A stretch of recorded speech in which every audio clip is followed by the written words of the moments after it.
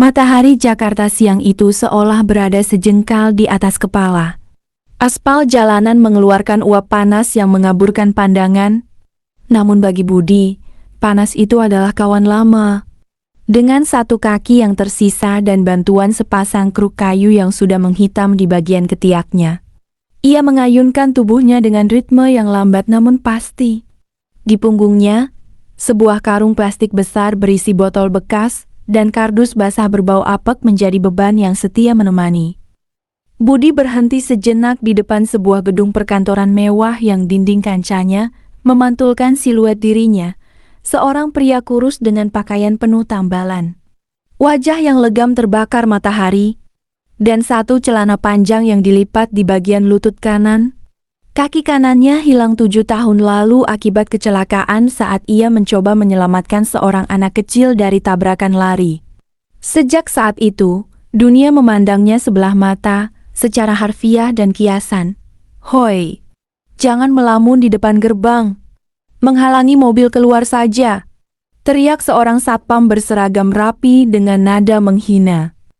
Budi hanya tersenyum tipis, sebuah senyum yang tidak menyiratkan kemarahan, melainkan keikhlasan yang sudah mendarah daging. Ia mengangguk hormat, lalu kembali mengayunkan kruknya menjauh. Ia tidak butuh belas kasihan. Ia hanya butuh barang bekas untuk menyambung hidup esok hari. Namun, ketenangan siang itu pecah oleh suara decitan ban yang memekakan telinga. Sebuah mobil sedan hitam mewah kehilangan kendali di lampu merah tak jauh dari posisi Budi. Mobil itu menghantam pembatas jalan dengan keras hingga bagian depannya ringsek. Kepulan asap putih mulai keluar dari kap mesin. Orang-orang mulai berkerumun, tapi hanya sedikit yang berani mendekat karena takut mobil akan meledak. Budi, dengan keterbatasan fisiknya, justru menjadi orang pertama yang merangkak mendekat. Ia melihat seorang pria tua di kursi belakang tak sadarkan diri dengan luka parah di kepala. Di sampingnya, seorang wanita muda cantik dengan pakaian formal yang kemudian ia ketahui bernama Elena sedang menangis histeris sambil mencoba membuka pintu mobil yang terjepit. "Tolong, tolong ayah saya," teriak Elena dengan suara serak. Riasan wajahnya yang sempurna kini luntur oleh air mata dan ketakutan. Budi menggunakan kruk kayunya sebagai pengungkit untuk membantu membuka pintu yang ringsek itu. Dengan tenaga yang tersisa dari tubuh kurusnya, ia berhasil menarik pintu tersebut hingga terbuka. Ambulans datang tak lama kemudian, membawa sang ayah dan Elena ke rumah sakit Medika Utama. Tanpa sadar, Budi ikut terbawa dalam hiruk-pikuk itu karena kruknya sempat tersangkut di baju Elena saat ia membantu mengeluarkan sang ayah. Di rumah sakit, suasana menjadi sangat mencekam. Elena mondar-mandir di depan ruang UGD. Wajahnya yang biasanya dingin sebagai CEO perusahaan properti terbesar di negeri ini, kini tampak rapuh. Dokter keluar dengan wajah tegang. "Pak Hartawan membutuhkan transfusi darah segera. Golongan darahnya sangat langka, O negatif dengan resus tertentu. Stok kami kosong, dan mencari pendonor dalam waktu singkat sangat sulit. Jika dalam 1 jam tidak ada darah, nyawanya tidak akan tertolong," jelas dokter tersebut. Elena lemas. Ia sudah menghubungi seluruh kolega dan bank darah, namun hasilnya nihil. Di saat itulah, dari pojok kursi tunggu yang kusam, seorang pria dengan baju kumal dan satu kaki berdiri pelan. "Darah saya O negatif sus, dok." Suara Budi terdengar parau. Elena menoleh. Ia menatap pria yang tadi membantunya di lokasi kecelakaan. Seorang pemulung? Seorang pria yang bahkan sulit berdiri tegak tanpa bantuan kayu. "Kamu yakin?" tanya Elena dengan nada ragu namun penuh harap. "Saya jarang sakit, Mbak. Kalau darah saya bisa menyelamatkan orang, ambil saja semuanya tidak apa-apa," jawab Budi tulus. Dokter segera membawa Budi ke ruang observasi. Setelah pemeriksaan cepat, darah Budi dinyatakan cocok sempurna. Selama hampir 1 jam, cairan merah kehidupan itu berpindah dari tubuh pria yang kekurangan itu ke dalam tubuh sang konglomerat yang sedang diambang maut. Budi terbaring lemas setelah pendonoran.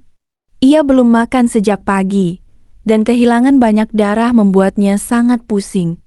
Namun, saat ia melihat Elena melalui celah pintu sedang memeluk asistennya karena mendapat kabar ayahnya telah melewati masa kritis, Budi merasa puas. Ia merasa dunianya yang gelap sedikit bersinar karena ia masih berguna bagi orang lain. Malam itu, Budi berniat pergi diam-diam. Ia mengambil karung dan kruknya, bersiap kembali ke gubuknya di pinggiran rel kereta api.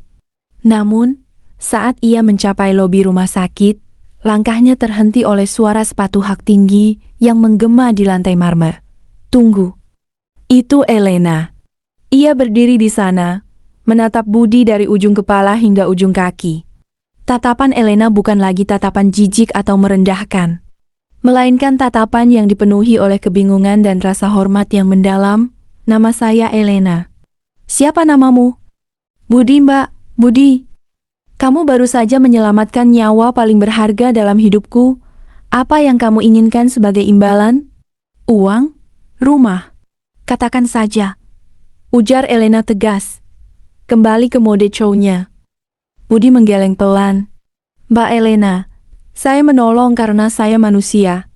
Darah itu pemberian Tuhan, bukan milik saya untuk dijual. Saya permisi dulu. Budi berlalu, meninggalkan Elena yang terpaku diam. Di dunia Elena, segala sesuatu memiliki harga. Tapi pria di depannya ini, pria yang hidupnya hancur secara fisik dan materi, justru memiliki kekayaan hati yang tidak bisa ia beli dengan saham perusahaannya. Di dalam kamar perawatan, Pak Hartawan perlahan membuka matanya. Ia melihat putrinya masuk dengan wajah sembab. Siapa? Siapa yang memberiku darah? Bisik Pak Hartawan lemah. Elena duduk di samping ayahnya, memegang tangannya erat. Seorang pria pemulung ya, dia cacat. Kakinya cuma satu.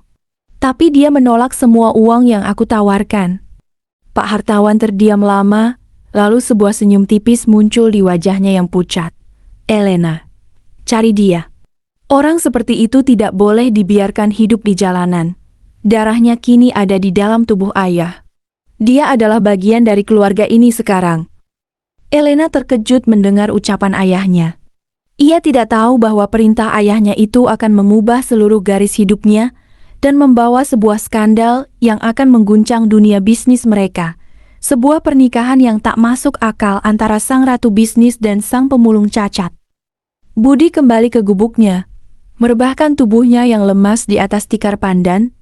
Ia tidak tahu bahwa esok pagi, sebuah mobil mewah akan menjemputnya dan membawanya ke sebuah kehidupan yang tidak pernah ia bayangkan, bahkan dalam mimpi paling liarnya sekalipun. Gubuk Budi yang berukuran 2 kali 3 meter itu masih gelap saat sinar matahari mulai menyelinap di antara celah-celah dinding triplek yang lapuk. Suara kereta api yang melintas di samping gubuknya biasanya menjadi alarm alami bagi Budi untuk segera bangun dan mencari barang rongsokan. Namun, pagi ini tubuhnya terasa sangat berat. Kepalanya berdenyut kencang. Efek dari donor darah kemarin tanpa asupan nutrisi yang cukup. Baru saja Budi hendak meraih kruk kayunya, sebuah suara deru mesin mobil mewah yang sangat kontras dengan lingkungan kumuh itu terdengar berhenti tepat di depan gang sempit. Lingkungan itu seketika riuh. Para tetangga yang mayoritas adalah sesama pemulung dan kuli panggul keluar dari gubuk masing-masing, memandangi mobil Rolls-Royce hitam yang berkilau di tengah tumpukan sampah. Pintu mobil terbuka, dan Elena turun dengan anggun. Ia mengenakan blus sutra berwarna krem dan kacamata hitam yang menutupi matanya yang sembab. Asisten pribadinya yang berbadan tegap mengikuti di belakang, membawa sebuah koper kecil. Di mana rumah pria bernama Budi? Tanya Elena dengan nada yang tenang namun otoriter. Seorang warga menunjuk ke arah gubuk paling ujung yang hampir roboh. Elena melangkah maju, tanpa mempedulikan sepatunya yang menginjak tanah becek dan bau menyengat dari selokan terbuka. Ia sampai di depan pintu Budi yang hanya tertutup kain jarik bekas. Budi, ini saya, Elena. Ucapnya pelan. Budi tersentak. Ia berusaha berdiri, tertati-tati dengan satu kakinya, lalu menyibak kain penutup pintu. Matanya mengerjap. terkejut melihat wanita cantik itu sudah berdiri di depan rumahnya yang kumuh. "Mbak Elena? Kenapa? Kenapa repot-repot ke sini?" Budi merasa malu. Ia sadar bau tubuhnya dan bau gubuknya sangat tidak layak untuk tamu sehebat Elena. "Ayahku ingin bertemu dengannya," jawab Elena singkat. "Dan aku tidak menerima penolakan. Ini perintah dari orang yang nyawanya baru saja kamu selamatkan." Budi ragu, namun ia melihat kesungguhan di mata Elena. Dengan perasaan campur aduk, ia mengambil kemeja batiknya yang paling bersih meski warnanya sudah pudar dan mengikuti Elena masuk ke dalam mobil mewah itu. Sepanjang perjalanan, Budi hanya terdiam. Ia merasa seperti alien di dalam mobil yang begitu sejuk dan wangi itu. Ia sangat berhati-hati agar kruk kayunya yang kotor tidak menggores interior kulit mobil tersebut. Sesampainya di rumah sakit, Budi dibawa ke kamar VIP paling mewah. Pak Hartawan sudah bisa duduk di tempat tidurnya, meski wajahnya masih pucat. Saat melihat Budi masuk, mata pria tua itu berbinar. "Kemarilah, Nak," panggil Pak Hartawan dengan suara parau namun hangat. Budi mendekat dengan langkah yang berbunyi tuk-tuk dari kruknya di atas lantai granit. Ia hendak mencium tangan Pak Hartawan sebagai bentuk hormat, namun Pak Hartawan justru menarik Budi ke dalam pelukannya. "Terima kasih. Terima kasih telah memberikan hidupmu untukku," bisik Pak Hartawan. "Aku sudah mendengar semuanya dari Elena. Tentang kecelakaan itu, tentang bagaimana kamu menyelamatkan anak kecil hingga kehilangan kakimu, dan bagaimana kamu tetap jujur meski hidup susah." Budi hanya menunduk. "Itu sudah kewajiban saya sebagai sesama manusia, Pak. Saya tidak punya apa-apa untuk diberikan selain darah ini." Pak Hartawan menatap Elena, seolah memberikan kode rahasia. Elena menghela napas panjang, tampak sedang berperang dengan logikanya sendiri, namun ia akhirnya mengangguk. "Budi," Pak Hartawan kembali bicara, "aku adalah orang yang tidak suka berhutang budi, dan hutang nyawa adalah hutang yang paling berat. Aku ingin kamu berhenti memulung. Aku ingin memberikanmu kehidupan yang layak." "Pak, saya sudah bilang ke Mbak Elena, saya tidak butuh uang," tolak Budi halus. "Aku tahu. Dan karena itulah aku tidak akan memberimu uang," sahut Pak Hartawan dengan senyum misterius. "Uang akan habis, tapi kehormatan dan keluarga akan tetap ada. Budi, aku ingin kamu menikahi putriku, Elena."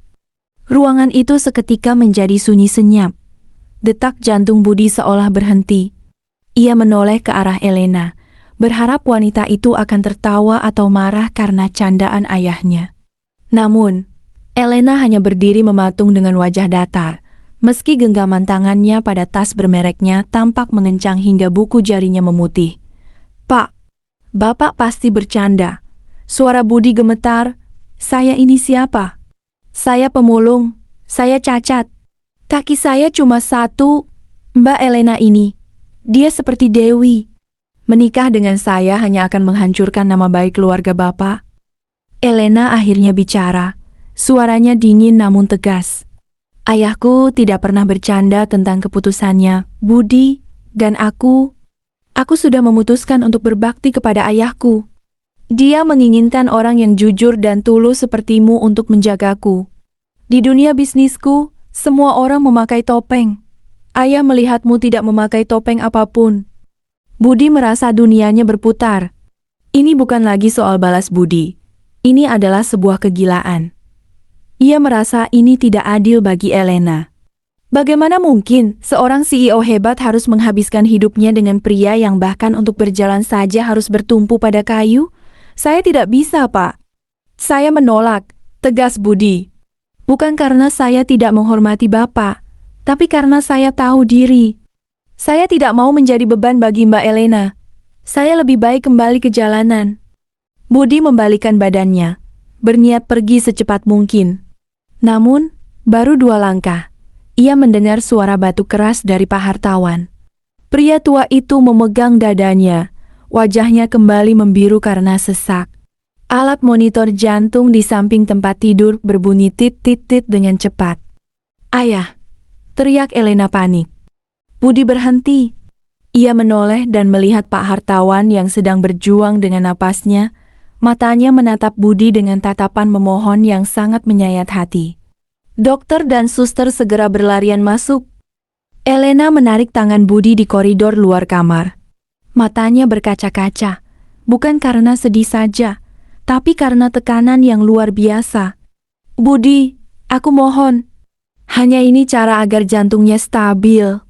Dia merasa sangat bersalah jika tidak membalas jasamu. Kamu tidak perlu mencintaiku sekarang. Aku pun tidak memintamu menjadi suami yang sempurna. Aku hanya minta, jangan biarkan ayahku mati dengan perasaan berhutang. Budi tertegun.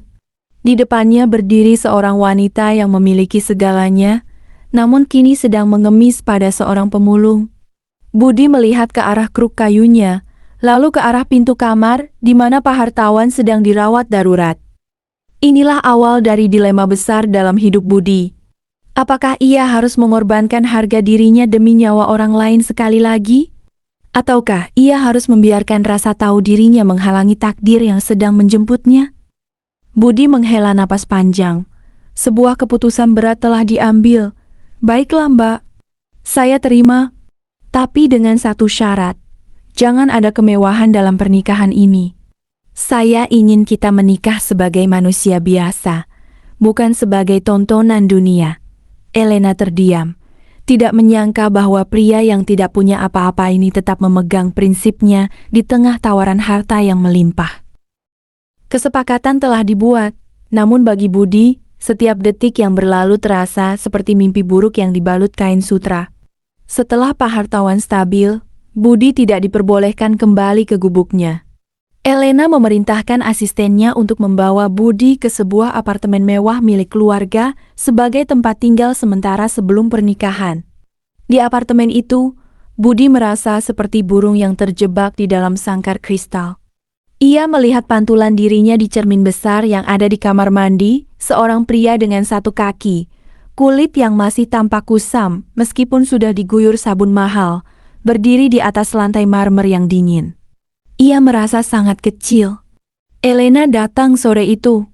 Ia membawa beberapa berkas dan seorang penjahit jas ternama.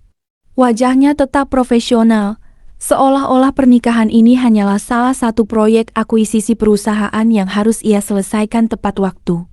Kita akan menikah 3 hari lagi, ujar Elena tanpa basa-basi. Ayah ingin segera melihat kita sah secara hukum dan agama sebelum ia menjalani operasi lanjutan. Ini adalah daftar kebutuhan yang sudah aku siapkan. Budi melihat daftar tersebut. Matanya tertuju pada rencana lokasi. Sebuah hotel bintang 5 dengan ribuan undangan. Ia segera meletakkan kertas itu di meja. Mbak Elena, sepertinya Mbak lupa syarat saya. Suara Budi terdengar rendah namun penuh penekanan. Saya minta sederhana. Tidak ada hotel. Tidak ada ribuan orang yang menonton saya seperti tontonan sirkus. Saya ini pemulung, Mbak. Berdiri di depan ribuan orang kaya dengan kondisi seperti ini hanya akan membuat saya menjadi bahan tertawaan yang memalukan Mbak dan Bapak. Elena menghela napas. Tampak tidak sabar. Budi, ini masalah reputasi. Aku adalah CEO. Jika aku menikah dengan orang secara sembunyi-sembunyi, saham perusahaanku bisa anjlok karena spekulasi pasar. Kalau begitu, batalkan saja. Tantang Budi. Saya tidak gila harta. Saya setuju ini karena permintaan Bapak yang sedang sakit. Jika Mbak lebih mementingkan saham daripada janji kita, saya lebih baik kembali ke jalanan sekarang juga. Budi meraih kruk kayunya, bersiap untuk pergi. Ketegasan di mata Budi membuat Elena tertegun. Selama ini, Elena terbiasa mendikte orang dengan uang dan kekuasaan. Namun pria di depannya ini, yang bahkan tidak punya alas kaki yang layak, saat pertama kali mereka bertemu, memiliki harga diri yang tidak bisa ia beli. Baik, Elena menyerah. Kita lakukan di rumah. Di kediaman utama ayah, hanya keluarga besar dan saksi. Tanpa media, tanpa pesta. Apakah itu cukup bagimu? Budi mengangguk pelan. Itu sudah lebih dari cukup. Hari-hari menjelang pernikahan menjadi masa yang aneh bagi keduanya. Elena mulai menyadari sisi lain dari Budi. Budi bukan pria bodoh. Ia adalah lulusan SMA yang harus berhenti kuliah karena kecelakaan dan himpitan ekonomi. Budi sering terlihat membaca buku-buku di perpustakaan apartemen dengan penuh minat. Ada kecerdasan yang terpendam di balik wajah legamnya. Suatu malam, 2 hari sebelum pernikahan, Elena menemukan Budi sedang duduk di balkon, menatap lampu-lampu kota Jakarta. Di sampingnya, kruk kayu setianya bersandar pada pagar kaca. "Apa yang kamu pikirkan?" tanya Elena sambil menyerahkan secangkir teh hangat. "Saya berpikir tentang bagaimana hidup bisa berubah dalam sekejap," jawab Budi. "Darah saya mengalir di tubuh ayah Mbak, dan sekarang hidup saya terikat pada Mbak. Saya merasa seperti pencuri. Saya merasa seperti mengambil keuntungan dari musibah orang lain." Elena duduk di kursi samping Budi, sebuah jarak yang cukup dekat yang belum pernah mereka lakukan sebelumnya. "Jangan berpikir begitu. Kamu menyelamatkan nyawa, Budi. Uang dan status ini terkadang hanya beban. Mungkin dengan adanya kamu, aku bisa melihat dunia dari sudut pandang yang berbeda." Momen itu menciptakan getaran aneh di hati Elena. Untuk pertama kalinya, ia melihat Budi bukan sebagai proyek balas budi, melainkan sebagai seorang pria yang memiliki kedalaman jiwa. Hari pernikahan pun tiba. Sesuai permintaan Budi, suasana di kediaman besar keluarga hartawan sangat sepi. Tidak ada janur kuning, tidak ada karangan bunga yang berderet di pinggir jalan. Hanya ada beberapa mobil kerabat dekat yang terparkir di dalam halaman luas tersebut. Di dalam ruangan tengah yang megah, Pak Hartawan duduk di kursi roda, mengenakan batik sutra dengan senyum lebar yang tak lepas dari wajahnya. Budi mengenakan jas hitam sederhana yang dibuat khusus, agar ia tetap nyaman berdiri dengan kruknya. Elena keluar dengan kebaya putih minimalis, rambutnya disanggul sederhana, namun kecantikannya justru semakin terpancar tanpa riasan yang berlebihan. Saat Budi mengucapkan janji setianya di depan penghulu, suaranya tidak bergetar. Ia mengucapkan setiap kata dengan mantap, seolah ia sedang memberikan seluruh sisa hidupnya sebagai jaminan. "Sah!" teriak para saksi. Pak Hartawan menangis haru. Ia memanggil keduanya untuk mendekat. "Budi, mulai hari ini, jangan pernah merasa rendah diri. Kamu adalah putraku. Jaga Elena, jaga perusahaan ini bersamanya." Keluarga besar Elena, yang awalnya memandang Budi dengan tatapan sinis dan penuh tanya, mulai terdiam melihat betapa tulusnya Budi saat mencium tangan Pak Hartawan dan Elena. Ada kewibawaan yang muncul dari pria cacat itu yang tidak bisa dijelaskan dengan kata-kata. Malam itu, setelah acara selesai, Elena dan Budi duduk di kamar pengantin yang luas. Suasana terasa sangat canggung. Budi memilih untuk duduk di sofa panjang, bukan di tempat tidur. "Mbak, maksud saya Elena," Budi memulai. "Aku tahu pernikahan ini terjadi karena keadaan. Aku tidak akan menuntut hak apapun darimu sebagai suami. Aku akan tetap tahu diri di mana posisiku." Elena menatap Budi yang sedang melepaskan kruknya dan duduk dengan posisi yang sangat rendah hati. Hati Elena yang biasanya sekeras batu, tiba-tiba merasa terenyuh. "Budi," Elena mendekat, "kita sudah sah. Jangan sebut dirimu pemulung lagi. Mulai besok, aku akan membawamu ke kantorku. Bukan sebagai pengawal, bukan sebagai pajangan, tapi sebagai orang yang akan aku bimbing untuk memimpin bersamaku." Budi tertegun. Ia mengira setelah pernikahan ini, ia hanya akan disembunyikan di rumah besar ini. Ternyata, Elena memiliki rencana yang lebih besar untuknya. Elena memberikan sebuah laptop dan beberapa buku dasar manajemen kepada Budi. "Belajarlah. Jika kamu bisa bertahan di jalanan dengan satu kaki selama bertahun-tahun, mengelola perusahaan seharusnya bukan hal mustahil bagimu." Budi menatap laptop itu, menyadari bahwa perjuangan hidupnya yang sebenarnya baru saja dimulai bukan lawan lapar, tapi melawan ketidaktahuan dan prasangka dunia. Matahari baru saja menyembul di cakrawala, namun Budi sudah terbangun. Ini adalah kebiasaan lama yang sulit hilang. Dulu ia harus bangun pagi untuk berebut sampah plastik dengan pemulung lain. Kini ia bangun untuk menghadapi tumpukan kertas laporan yang bahasanya hampir tidak ia mengerti.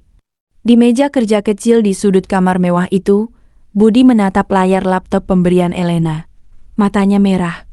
Ia terjaga hampir sepanjang malam hanya untuk mempelajari istilah-istilah seperti dividen, liabilitas, dan ekuitas. Elena masuk ke kamar dengan pakaian olahraga. Ia tertegun melihat suaminya masih bergelut dengan buku. "Kamu tidak tidur?"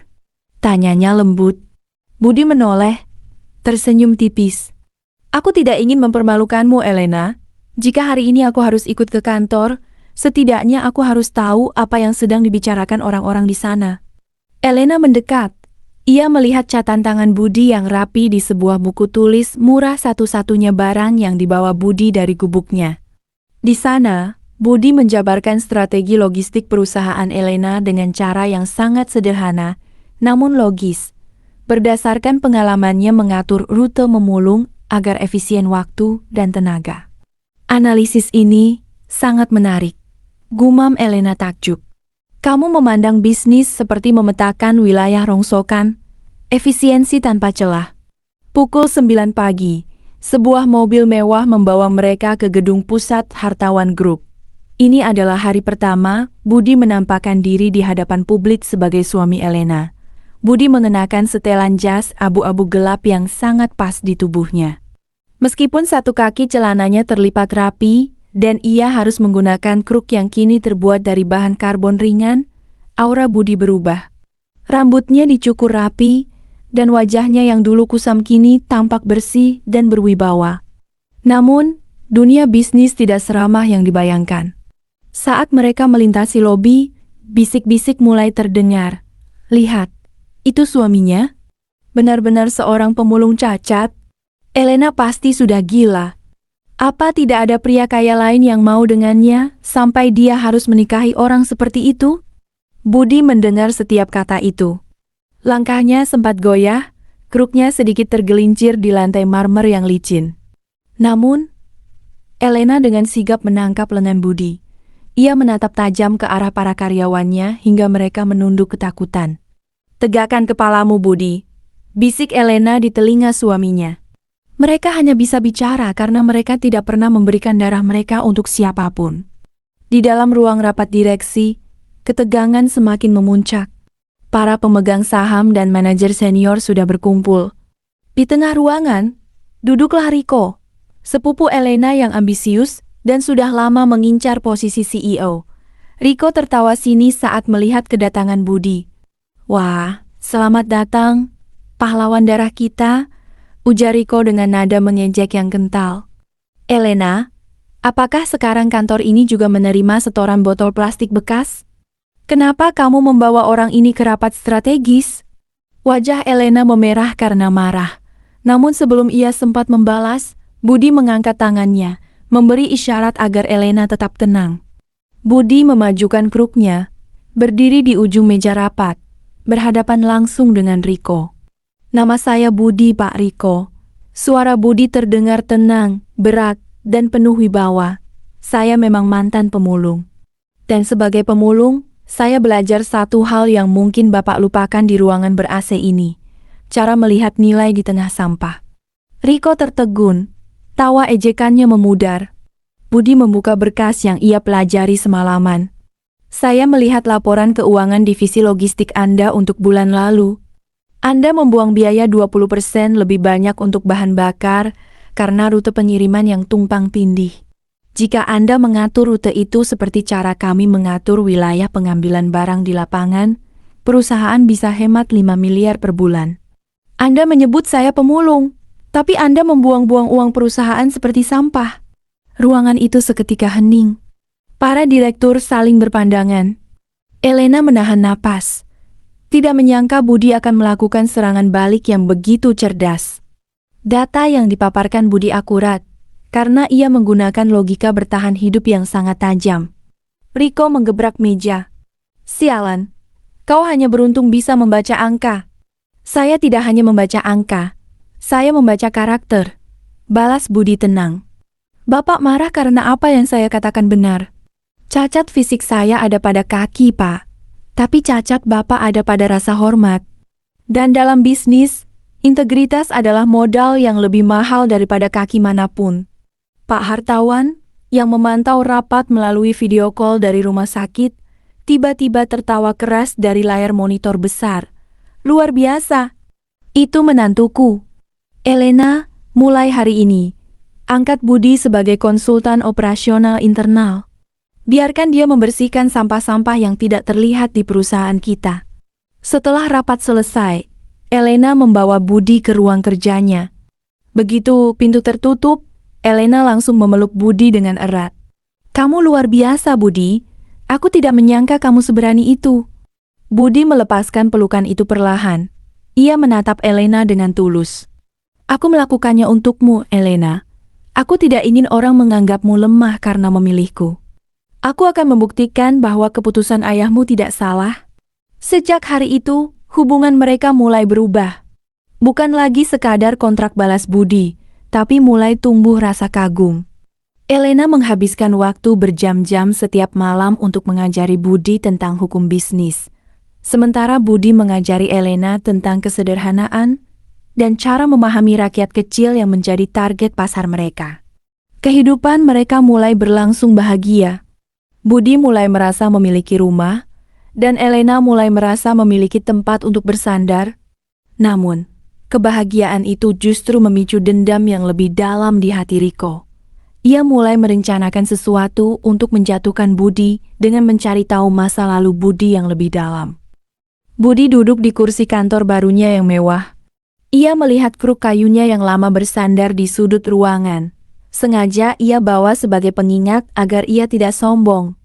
Namun, di layar ponselnya, sebuah pesan dari nomor tidak dikenal masuk. Aku tahu rahasia kecelakaan 7 tahun lalu. Kamu bukan pahlawan, Budi. Kamu adalah penyebabnya. Budi terpaku. Wajahnya pucat pasi.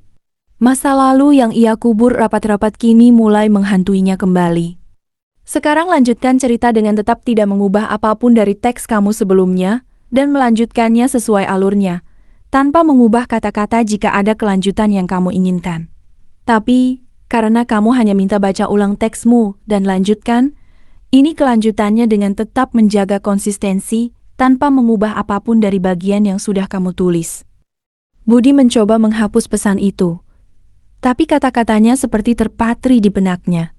Ia meraih kruk kayu lama itu, memegangnya erat sebagai penyangga.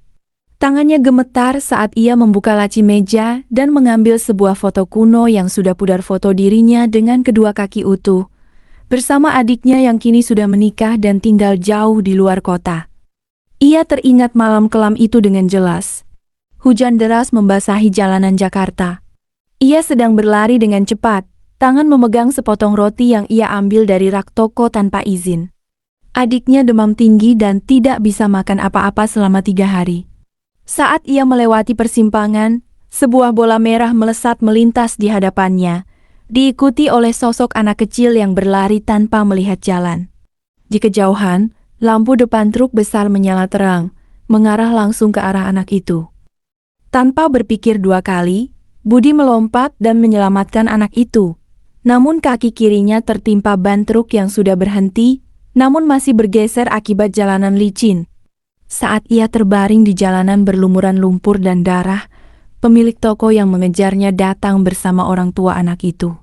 Mereka ingin membawanya ke rumah sakit, tapi Budi hanya meminta agar mereka tidak menyalahkan anak itu dan membantu adiknya yang sedang sakit. Sejak saat itu, Budi selalu merasa bahwa kecelakaan itu adalah konsekuensi atas perbuatannya yang salah. Ia tidak pernah menyebutkan bagian pencurian itu pada siapapun, termasuk Elena dan Pak Hartawan. Ia merasa tidak layak disebut pahlawan. Suara pintu yang diketuk lembut membuatnya terkejut. Elena masuk dengan wajah khawatir. Kamu sudah diam terlalu lama, Budi. Ada apa denganmu? Budi melihatnya dengan mata yang penuh beban. Ia tahu saatnya telah tiba untuk mengatakan segalanya. Tanpa menyembunyikan apapun, ia menunjukkan pesan pada ponsel. Pesan singkat di ponsel itu bagaikan petir di siang bolong. Budi menatap layar tersebut dengan tangan gemetar. Aku tahu rahasia kecelakaan 7 tahun lalu. Kamu bukan pahlawan, Budi. Kamu adalah penyebabnya. Seluruh kekuatan yang baru saja ia bangun seolah runtuh seketika. Keringat dingin mengucur di dahinya, dan ruangan kantor yang mewah itu terasa menyempit, mencekik napasnya. Budi teringat malam kelam 7 tahun lalu. Jalanan licin karena hujan. Ia melihat seorang anak kecil berlari mengejar bola ke tengah jalan saat sebuah truk melaju kencang. Budi memang melompat menyelamatkan anak itu. Namun ada detail yang selama ini ia simpan sendiri. Saat itu, ia sedang lari dari kejaran pemilik toko karena dituduh mencuri sepotong roti demi adiknya yang sakit. Jika saja ia tidak lari ke arah jalan itu, kecelakaan itu mungkin tidak terjadi di titik tersebut. Itulah beban moral yang selalu menghantuinya. Ia merasa kecatannya adalah hukuman, bukan pengorbanan. Elena masuk ke ruangan membawa 2 cangkir kopi. Ia melihat perubahan drastis pada wajah suaminya. "Budi, ada apa? Wajahmu pucat sekali," tanya Elena cemas sambil meletakkan kopi di meja. Budi segera menyembunyikan ponselnya. "Tidak apa-apa, El. Hanya sedikit pusing karena terlalu lama melihat layar komputer." Elena tidak percaya begitu saja. Ia mengenal suaminya sebagai pria yang jujur. "Jangan bohong padaku. Sejak rapat tadi, kamu terlihat berbeda. Apa Riko mengatakan sesuatu lagi?" Budi menggeleng. Ia ingin menceritakannya, tapi ia takut. Ia takut jika Elena tahu ia pernah dituduh mencuri, Elena akan memandangnya sebagai penipu yang memanfaatkan momen kecelakaan untuk terlihat seperti pahlawan. Sementara itu, di sebuah kafe remang-remang, Riko tersenyum puas. Di depannya duduk seorang pria tua bernama Sarman, saksi mata kecelakaan 7 tahun lalu yang selama ini menyimpan dendam pada Budi. Jadi, si cacat itu sebenarnya sedang melarikan diri dari kejaran massa saat dia menabrakkan diri ke truk? Tanya Riko sambil menyodorkan amplop berisi uang. "Benar, Den, dia itu pencuri. Dia hanya beruntung karena saat kejadian, dia terlihat seperti menyelamatkan anak kecil itu. Semua orang jadi kasihan padanya," jawab Sarman jahat. Riko merasa memiliki kartu as. Ia tidak akan menghancurkan Budi secara langsung. Ia akan menghancurkan kepercayaan Pak Hartawan dan Elena di depan seluruh keluarga besar dalam acara makan malam perayaan kesembuhan Pak Hartawan besok malam. Keesokan harinya, suasana di kediaman Hartawan tampak hangat. Pak Hartawan sudah kembali ke rumah dan merayakan kesembuhannya dengan makan malam keluarga sederhana sesuai keinginan Budi. Namun, suasana hangat itu berubah menjadi dingin saat Riko berdiri dan mengetukkan sendok ke gelasnya. "Perhatian semuanya," ujar Riko dengan nada sarkastik. "Sebelum kita merayakan kesembuhan Paman, aku ingin menunjukkan siapa sebenarnya orang yang sudah menyumbangkan darahnya ini. Kita semua menganggapnya pahlawan, tapi ternyata kita sedang memelihara serigala berbulu domba." Riko menyalakan layar proyektor di ruang makan. Muncul foto-foto lama Budi yang lusuh dan sebuah surat pernyataan dari saksi mata tentang pencurian roti tersebut. Keluarga besar mulai berbisik-bisik sinis. Wajah Pak Hartawan menegang. Elena menatap Budi dengan mata berkaca-kaca. "Budi, apa ini benar?" Budi berdiri perlahan, bertumpu pada kruk karbonnya. Ia tidak membela diri. Ia menatap Elena dan Pak Hartawan dengan pandangan paling tulus yang pernah mereka lihat. Semua yang dikatakan Riko tentang pencurian itu benar. Suara Budi tenang, meskipun hatinya hancur. 7 tahun lalu, adik saya sekarat karena demam berdarah. Saya tidak punya uang sepeser pun. Saya nekat mengambil roti untuknya. Saat saya lari, saya melihat anak itu di tengah jalan. Saya tidak memikirkan diri saya lagi. Saya melompat. Budi menatap Riko. "Saya tidak pernah menyebut diri saya pahlawan. Saya justru selalu menganggap kehilangan kaki saya adalah cara Tuhan menghapus dosa saya karena mencuri roti itu. Itulah sebabnya saya selalu menolak uang dari Mbak Elena, karena saya merasa tidak pantas." Suasana hening total.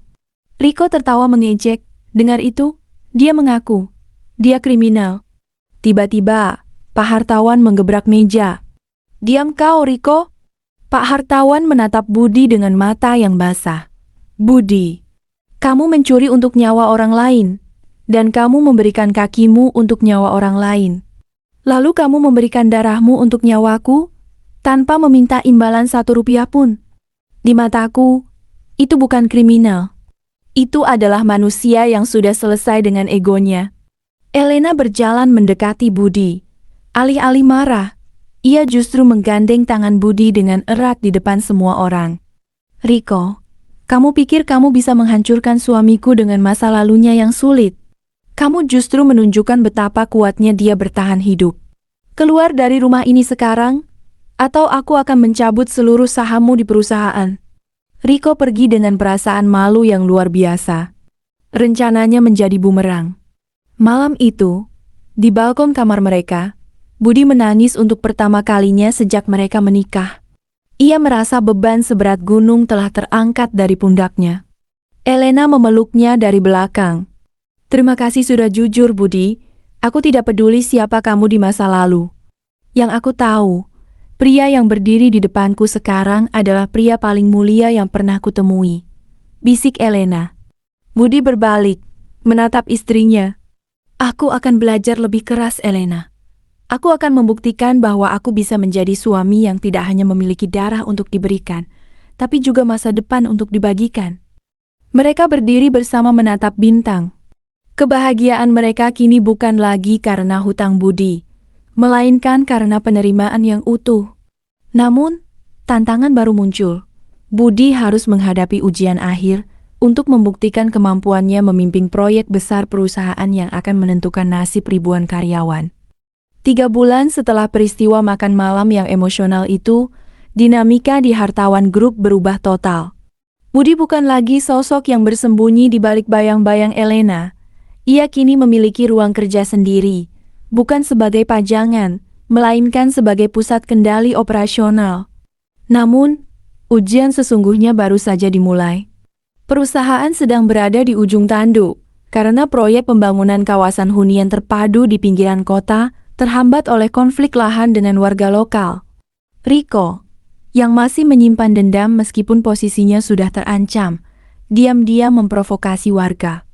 Ia ingin menunjukkan bahwa Budi dan Elena adalah pengusaha serakah yang tidak peduli pada rakyat kecil. Elena, jika proyek ini tidak jalan dalam 2 minggu, kita akan kehilangan investor dari luar negeri. Kerugiannya bisa mencapai ratusan miliar, ujar Pak Hartawan dalam rapat darurat. Wajahnya tampak sangat tertekan. Elena menatap peta lokasi dengan frustrasi. Warga menolak pindah karena mereka merasa uang ganti rugi yang kita tawarkan tidak cukup untuk memulai hidup baru, padahal kita sudah mengikuti harga pasar. Budi, yang sejak tadi hanya mendengarkan sambil mencatat di buku tulis kumalnya, akhirnya angkat bicara. Masalahnya bukan pada uang, El, tapi pada rasa takut akan masa depan. Seluruh mata tertuju pada Budi. Ia berdiri, mengayunkan kruk karbonnya menuju depan layar presentasi. Aku pernah hidup di jalanan. Aku tahu rasanya diberi uang segepok lalu dibuang begitu saja. Uang itu akan habis dalam sebulan. Dan setelah itu, mereka tidak punya keahlian apapun. Mereka merasa kita sedang mengusir mereka dari kehidupan mereka, bukan sekadar dari tanah mereka. Lalu apa rencanamu, Budi? Jangan hanya berteori. Sela salah satu direktur yang masih skeptis. Budi menatap mereka dengan tajam. Kita tidak akan memberi mereka uang ganti rugi penuh secara tunai. Kita akan membangun pusat pemberdayaan mandiri di dalam kawasan hunian tersebut. Kita beri mereka rumah subsidi di sana, dan kita latih mereka menjadi tenaga kerja tetap di properti kita sebagai security, staf kebersihan, pengelola taman, hingga staf administrasi. Kita tidak mengusir mereka, kita mengajak mereka tumbuh bersama. Elena tertegun. Tapi itu akan memakan biaya investasi awal yang lebih besar, Budi. Biaya awal besar, tapi kita mendapatkan loyalitas dan keamanan jangka panjang. Tidak akan ada lagi demo, tidak ada sabotase, dan perusahaan kita akan dikenal sebagai perusahaan paling manusiawi di negeri ini. Itu adalah branding yang tidak bisa dibeli dengan iklan apapun, balas Budi mantap. Meskipun banyak yang ragu, Pak Hartawan memberikan mandat penuh kepada Budi untuk turun langsung ke lapangan. Keesokan harinya, tanpa pengawalan ketat, Dan tanpa mobil mewah, Budi meminta supir untuk menurunkannya di perbatasan desa yang sedang bergejolak. Budi berjalan menggunakan kruknya di jalanan tanah yang berdebu. Warga yang sudah bersiap dengan poster protes dan wajah garang langsung mengerumuninya. "Pergi kau, antek korporat. Kami tidak butuh uang kalian," teriak seorang pria kekar, pemimpin warga. Budi tidak mundur. Ia duduk di sebuah bangku kayu panjang milik warung kecil di sana. Ia melepaskan kruknya dan melipat celana panjangnya, menunjukkan pangkal kakinya yang buntung. "Aku, bukan antek korporat." Suara Budi terdengar tenang dan bergema. "Nama saya Budi. 7 bulan lalu, saya masih memulung botol plastik di kolong jembatan tidak jauh dari sini. Kaki saya hilang karena saya mencoba menyelamatkan nyawa, bukan karena saya kaya." Warga terdiam. Mereka melihat penampilan Budi yang rapi, namun mereka juga melihat luka dan penderitaan yang sama dengan yang mereka alami di mata pria itu. "Saya kesini bukan untuk membeli tanah kalian," lanjut Budi. "Saya kesini untuk menawarkan kerjasama. Saya tahu rasanya diusir dari satu gubuk ke gubuk lain. Saya tidak mau itu terjadi pada kalian. Saya sudah bicara pada pemilik perusahaan yang kebetulan adalah istri saya, bahwa kalian harus menjadi bagian dari kemajuan ini, bukan korban dari kemajuan." Selama 5 jam, Budi duduk di sana. Ia tidak bicara soal hukum atau angka-angka teknis. Ia bicara soal harapan. Ia mendengarkan keluh kesah para ibu tentang sekolah anak mereka dan ketakutan para ayah tentang pekerjaan. Budi menggunakan bahasa mereka, bahasa rakyat yang pernah ia hidupi selama bertahun-tahun. Satu persatu, warga mulai menurunkan poster mereka. Mereka melihat ketulusan yang tidak mungkin dipalsukan. Di ujung hari, pemimpin warga menjabat tangan Budi. "Kami tidak percaya pada perusahaan itu, Pak Budi. Tapi kami percaya pada Anda, karena Anda adalah bagian dari kami." Keberhasilan Budi meredam konflik tanpa kekerasan dan tanpa biaya suap menjadi berita besar di internal perusahaan. Investor luar negeri yang mendengar cara unik Budi dalam menangani konflik sosial justru semakin tertarik dan menambah nilai investasi mereka 2 kali lipat. Saat Budi kembali ke kantor, ia disambut dengan tepuk tangan meriah dari para karyawan yang dulu menghinanya. Elena berdiri di depan pintu kantornya. Air mata kebanggaan mengalir di pipinya. Ia berlari kecil dan memeluk suaminya di depan banyak orang. "Kamu melakukannya, Budi. Kamu benar-benar pahlawan mereka dan pahlawanku," bisik Elena. Namun, di tengah perayaan itu, Budi menerima telepon dari rumah sakit. Pak Hartawan mengalami serangan jantung mendadak akibat tekanan kerja dan kelelahan setelah melihat kesuksesan menantunya. Kabar itu meruntuhkan kegembiraan mereka. Di lorong rumah sakit yang sepi, Pak Hartawan membisikkan kata-kata terakhirnya kepada Budi dan Elena yang menggenggam tangannya. "Budi, perusahaan ini sekarang ada di tanganmu. Jaga Elena. Jaga mereka yang kecil." Suara monitor jantung berubah menjadi satu nada panjang yang statis. Pak Hartawan telah tiada, meninggalkan tanggung jawab raksasa di pundak seorang pria yang dulu hanya memiliki sebuah karung rongsokan. Elena terjatuh pelan di lantai lorong, menangis teresak-esak. Budi tetap berdiri dengan kukuh, meskipun air mata sudah mengalir deras di pipinya. Ia mencium tangan Pak Hartawan yang sudah tidak bergerak lagi, lalu membungkus bahu Elena dengan lembut. "Kita harus kuat, El. Ayah telah memberikan kita amanah besar. Kita tidak boleh mengecewakannya." Upacara pemakaman Pak Hartawan diadakan dengan sederhana namun penuh penghormatan. Ratusan karyawan Hartawan Group dan warga dari desa yang sedang dibangun kawasan hunian datang untuk memberikan penghormatan terakhir. Mereka membawa karangan bunga dari bunga liar yang mereka petik sendiri sebagai bentuk rasa terima kasih kepada pria yang pernah mempercayai Budi dan memberikan mereka harapan baru. Riko datang dengan wajah tanpa ekspresi. Ia tidak lagi memiliki dendam, hanya rasa malu yang mendalam karena pernah mencoba merusak orang yang kini dianggap sebagai penyelamat banyak nyawa. Ia mendekati Budi dan Elena saat upacara selesai. "Saya turut berduka cita," ujarnya dengan suara rendah. "Saya salah besar pada kalian berdua. Jika diperbolehkan, Saya ingin membantu menjalankan amanah paman dengan cara yang benar. Budi menatapnya dengan mata yang penuh pengertian. Semua orang berhak mendapatkan kesempatan kedua, Pak Riko. Ayah pasti akan senang jika kita bisa bekerja bersama untuk membawa perusahaan ini lebih maju. Beberapa bulan kemudian, proyek kawasan hunian terpadu resmi mulai beroperasi. Pusat pemberdayaan mandiri yang direncanakan Budi telah menghasilkan ratusan tenaga kerja yang terampil dari kalangan warga lokal. Anak-anak mereka belajar di sekolah baru yang dibangun di dalam kawasan, dengan fasilitas yang sama baiknya dengan sekolah di kota. Pada hari peresmian gedung utama Hartawan Group yang baru direnovasi, Budi berdiri di atas panggung bersama Elena.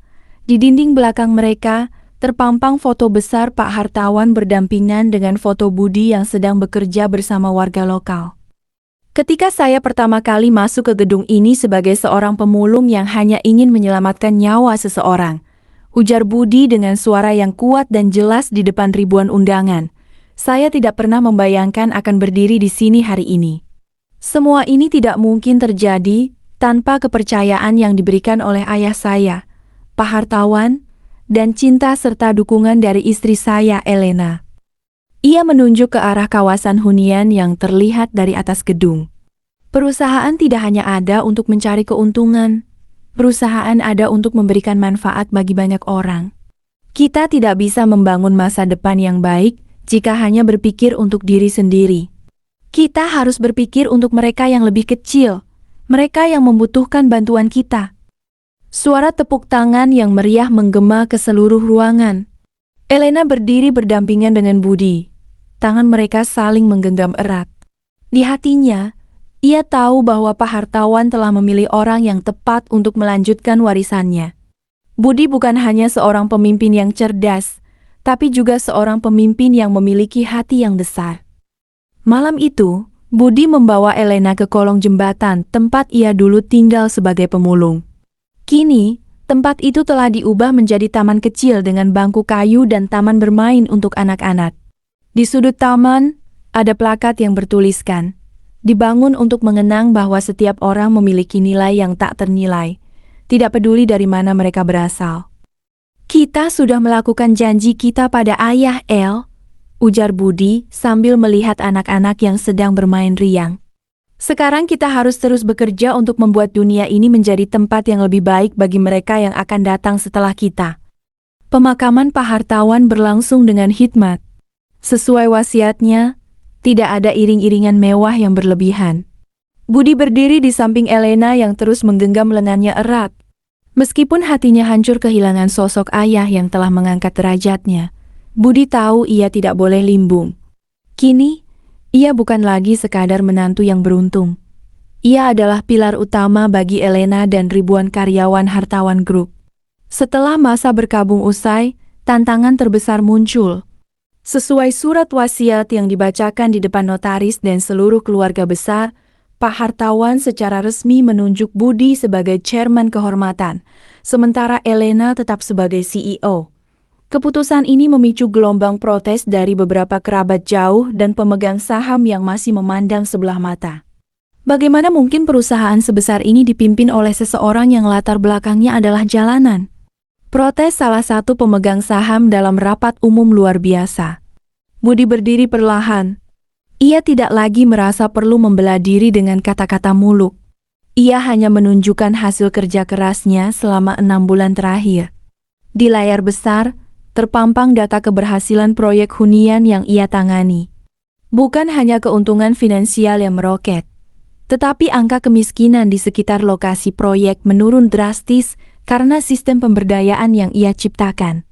Bapak dan Ibu sekalian, suara Budi bergema, penuh ketenangan namun sangat berwibawa. Saya memang berasal dari jalanan.